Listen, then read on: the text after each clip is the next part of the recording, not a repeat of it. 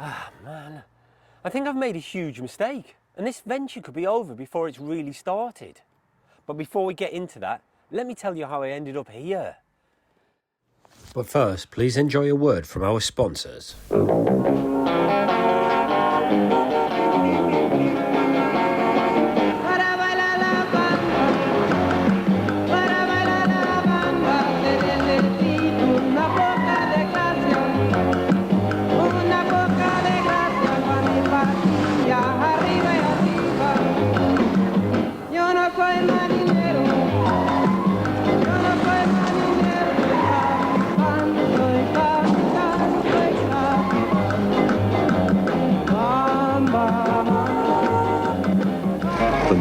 From Vauxhall, once driven, forever smitten. So this is the plan. One Sunday morning, I was sitting in bed with the wife, and she said we were going to open a special bank account that will give us 5% interest if we lock away thousands of pounds for 12 months. Now I thought, that's a bit boring, and not exactly a great return. In fact, I reckon I could take that money and make more money by buying and selling cars. So, after a lot of reassurances, my wife agreed to the plan, on the condition that I didn't lose the lot. Then the realisation kicked in. I cannot screw this up. So I spent months looking online, and at auctions, trying to work out what to buy. I was a little bit paralysed by fear, to be honest, until I had a brainwave. Buy what you know. Having recently got out of a 996 911, which I'd owned for over 5 years, did 50,000 miles and did jobs on my driveway, a Porsche seemed like a great idea. And while 911s weren't in my price range this time, in the winter, Boxsters were looking cheap. And so to get started, I have purchased this. It's a Porsche Boxster S 986 variant. It's the 3.2 flat 6 with the 6-speed manual gearbox. The car came with a stack full of paperwork, including the original bill of sale.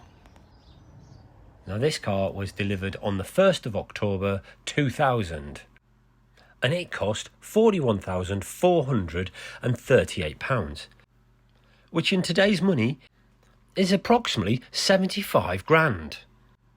Today, a Boxster S will set you back £65,000, but that's only a 4-cylinder car.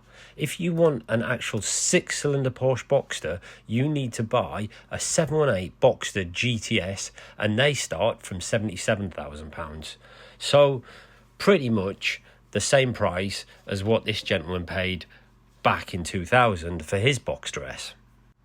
Now, something else I also found in the paperwork that's quite interesting is that in September 2003, with just under 39,000 miles, it had the RMS and IMS bearings changed. And as this is one thing that many prospective buyers ask about, hopefully come sale time it'll stand it in good stead. Now, you will notice that the windows are all cloudy up. There is definitely water getting into the car, and the carpets are damp, the bottoms of the doors are damp, so that is a job that I'll definitely have to fix soon. It's definitely overdue a service, so that is something that I will need to either do myself or look at having it done at an indie. But let's have a look inside.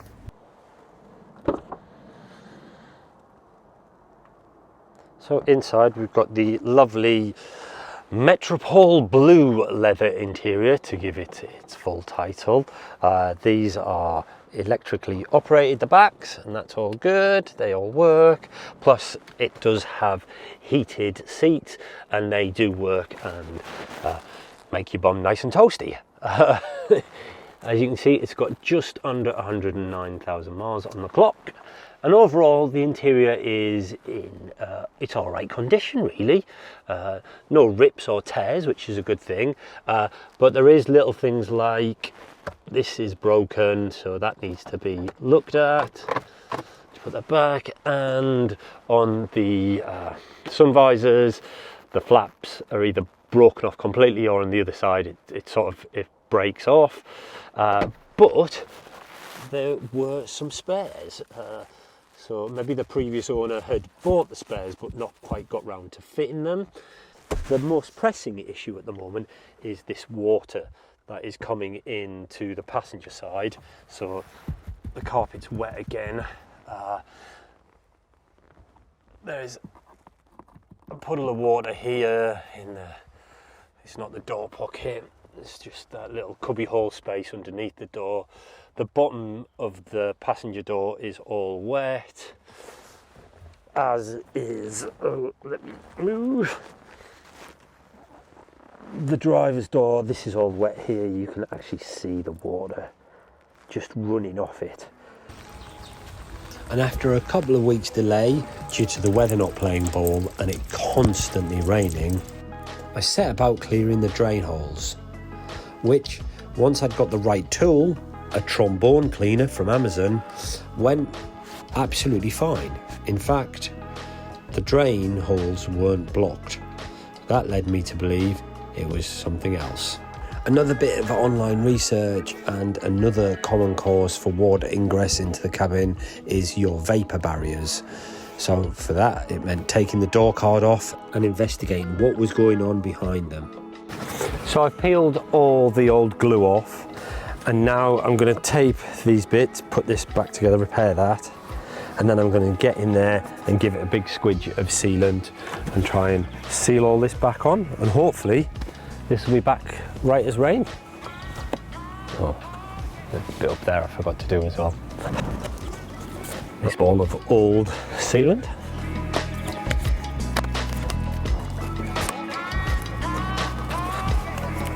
Time for the squidge. Put my gloves on again.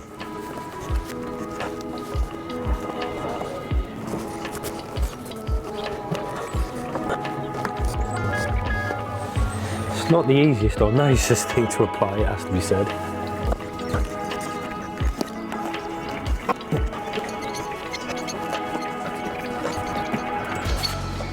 Cool, well hopefully when I put the door card back on, that'll press it all in place and allow the sealant to go off and cure, and then that'll be all nicely sealed down here, and that'll hopefully prevent some of the water coming back into the cabin and soaking the bottom of these carpets.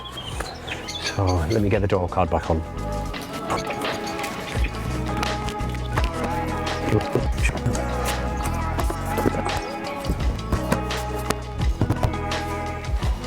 Right, just got to get the screws in, and hopefully jobs are good. And that's it.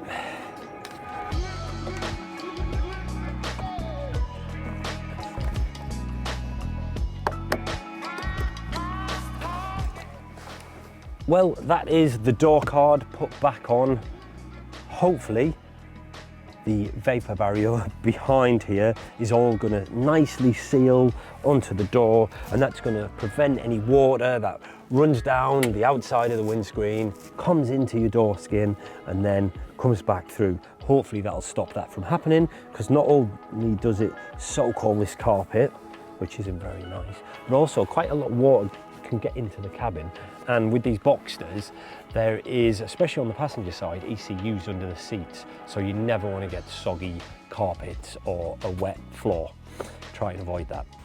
And just like that, it started to rain again, which at least meant I got to test out whether my door card repair actually worked. And surprisingly enough, it did. So now the cabin's all nice and dry.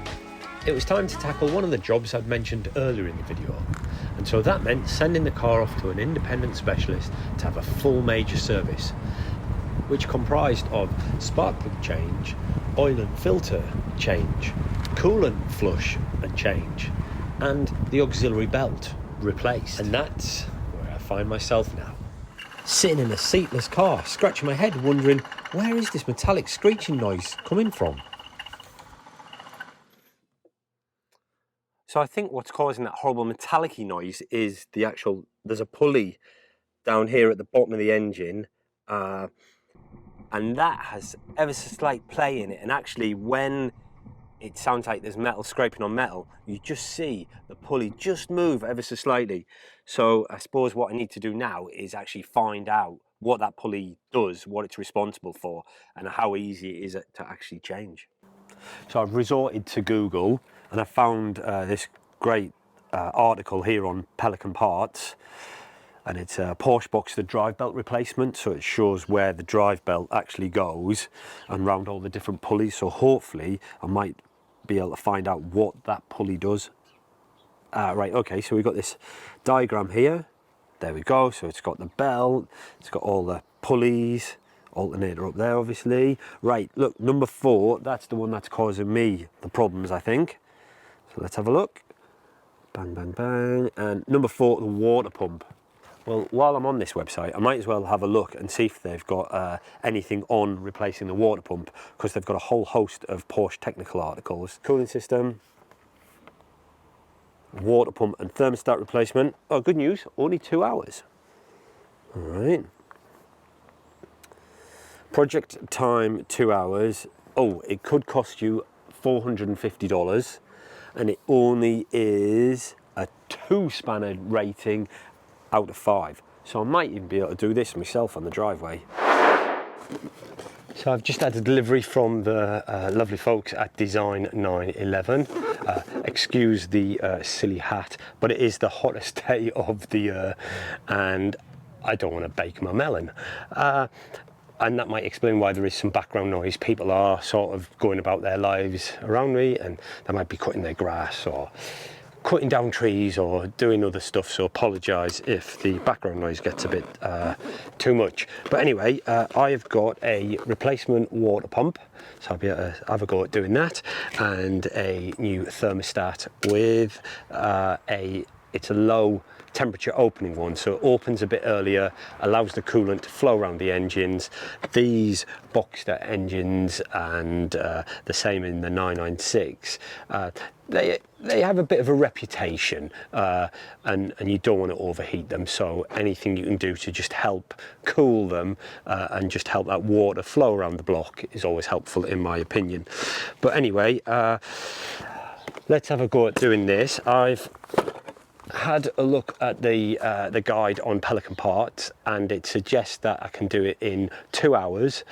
It doesn't say how many scraped knuckles I'll get or how many swear words there'll be, but let's have a look and see what we can actually see if we can make a start on it, and actually, yeah, see if we can get this job done today. Right, so first thing I need to do is actually take the belt off. So yeah, I know I've had the belt replaced when I had it serviced, so hopefully it'll come off quite easy, and then I'll be able to put it back on again. So let's check out how you do that.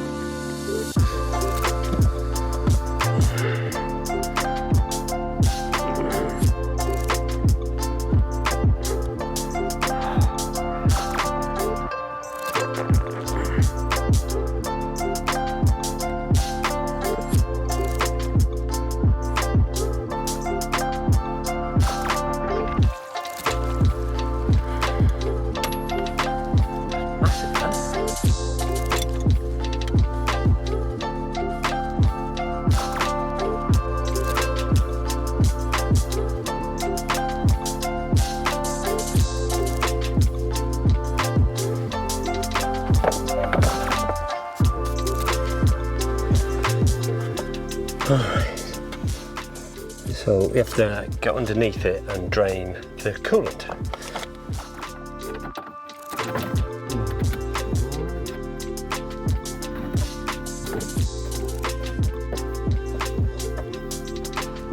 Engine cover removed, I can now get at the coolant hoses, so I've got to drain the coolant. Brilliant, because that was changed in the service. Anyway, I've got this beastly drip tray, so let's see if I can wedge that underneath it and try and release these hoses. I've got to say, I am hopeful I can actually reuse some of this coolant. Okay. Whoa. So that was fun. And while that's draining, I'm gonna go and have some lunch. Right, lunchtime over. Hopefully all that coolant's all out now, so I'll get the coolant tray out and then we can start taking the bolts off the water pump and hopefully get that out. Yeah, right. Try not to spill it because I want to keep some of this. Obviously, the coolant changed as part of the service, so this is probably less than 300 miles old. Okay, there she is. Put that to one side. Put a cover over it so the cat doesn't want to go anywhere near it. Hopefully it's the bitters one anyway, but you never know when you've got pets around. Right, so the iPad says that they are 10mm socket. I get that, and it says put it on a flexi. So let me see. Oh yeah, got that. Right. Let's see if we can get access to those bolts.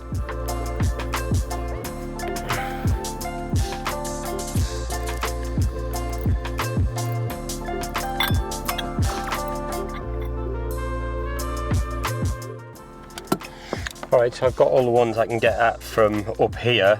So now I'll try going underneath, see what I can do from underneath the car.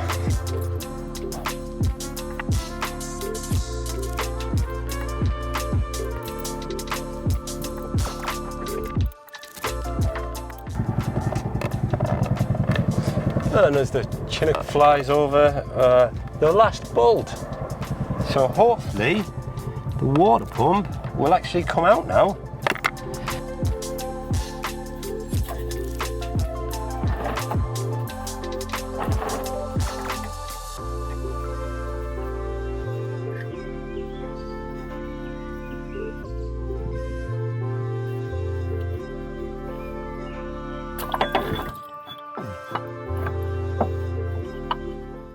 Well, water pump, thermostat off the car. You can see there is some play in this water pump, so that was probably going to fail at some point. It does look like there's some crusty bits of water on it, but that might have just been where I took the hose off and it sprayed, although it doesn't look brilliant, does it? Thermostat looks alright though, not too bad.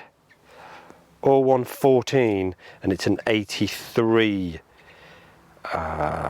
degrees. So yeah, so by putting the lower temperature opening one in, this new one, and this was manufactured the 3rd 24, and this is a 71 degree C opening. So yeah, so thermostat's over 10 years old, so it is wise. I have done the right thing by replacing it, and by opening at a cooler temperature, the water will flow through the block a bit quicker and help just generally help with the cooling of the car. So now I've got to do everything I've just done in reverse and get it all back in. I hate a pedal drive. This is not good for on your back, it has to be said.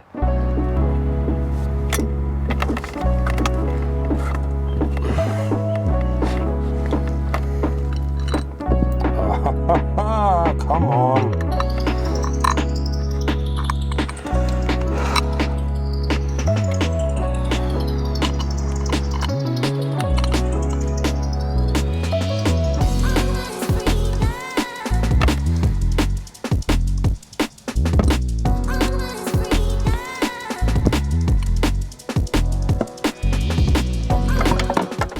Ah, you are joking.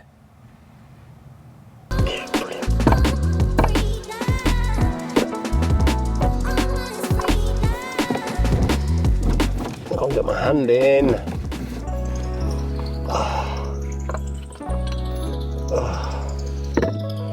You were meant to hold that in place.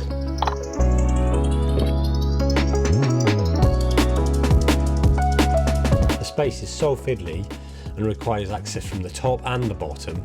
It's really tight, so it isn't the easiest of jobs.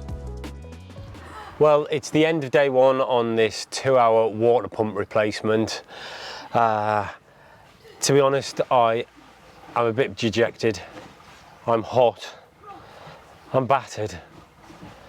I've managed to get the new water pump onto the block. Using my mobile phone. I don't have the new thermostat housing fitted onto the block yet. I've got some of the bolts in. I've managed to line the gaskets up. I've got one more bolt to do on the water pump, which was the harder bolt to get out. And quite frankly, I am done for today. It's the morning of day 2 of this water pump and thermostat replacement, a job which should have taken approximately 2 hours according to the Pelican Parts walkthrough guide. Maybe they didn't factor in the fact that I was going to be doing it on my driveway, couldn't lift the car too much, had to rely on some neighbours' ramps to be able to do that. I think I had all the right tools. It's just really tricky. Some of the bolts are really hard to get in and out, and it was the hottest day of the year yesterday, so you know, not ideal conditions. And today, as you can see, I'm actually in long sleeves because it has taken a turn. It's quite cloudy actually. It might even rain, which would make today fun. But the objectives for today are get the thermostat on, tightened up, sealed, get the coolant back in the engine, and hopefully have the belt back on, and then have the engine running. If I can get that far, then I will be a happy man. So let's crack on.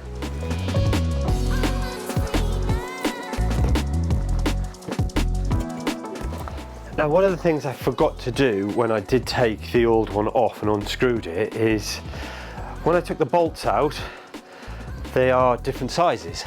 And I read a great tip afterwards that they got a bit of cardboard, and then as they took each bolt out, they put it around so that they knew which bolts fit in which size, because there is 2 sizes of bolts. But reading through the Pelican Parts comments list, so thank you for the person that wrote this, they said that the long ones go in this one, because as you can see it's got a little bit of extra, and that's to hold the gasket in place, and this one, so that one I know where that is, and that isn't in yet, so I need to put the long one in that one and this one, so there's still to do anyway, so that's good.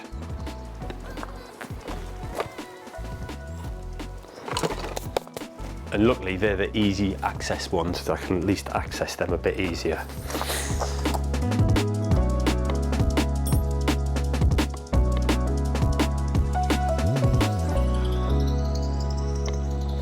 It is actually raining. I'm gonna have to put the top on.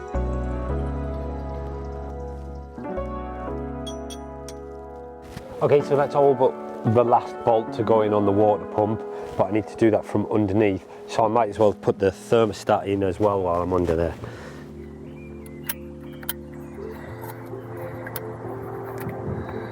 Why is that one the hardest bolt? Bloody exhaust gasket.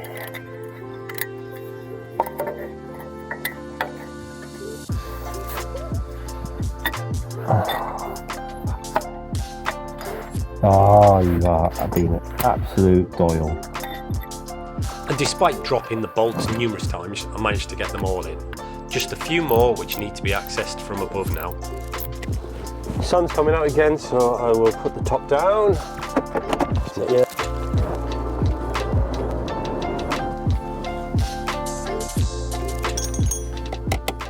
Well, that's the last bolt done. So, need to connect the hoses and then start filling her up with coolant. So it's back underneath, push the hoses on and tighten the Jubilee clips. Then make sure everything was secure.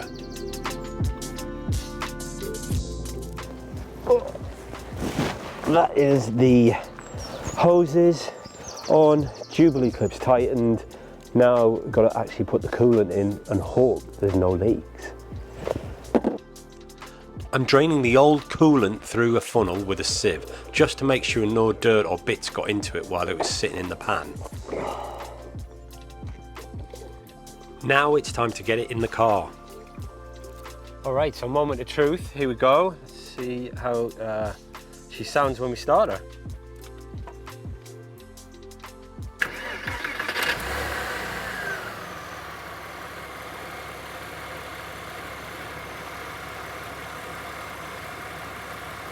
All right, well, straight away, we can hear I'm not getting that screeching sound.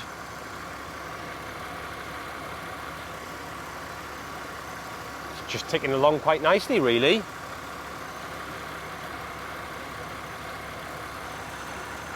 Give it a little rev.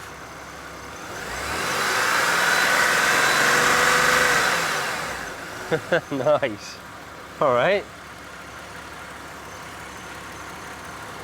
Well, it looks like I've got the belts on right, so that's a start. Doesn't look like there's any leaking, but I'll go underneath for that and I'll just check at the coolant level as well, see if that is what that's doing in the boot. All right. It's all dry underneath, so following a quick hoover, it's time to put the interior back together before taking it for a quick road test. Well, I've put it all back together, and just in the nick of time, as once again, the weather is changing. Rain is on its way. And I've got to say, it's driving really well.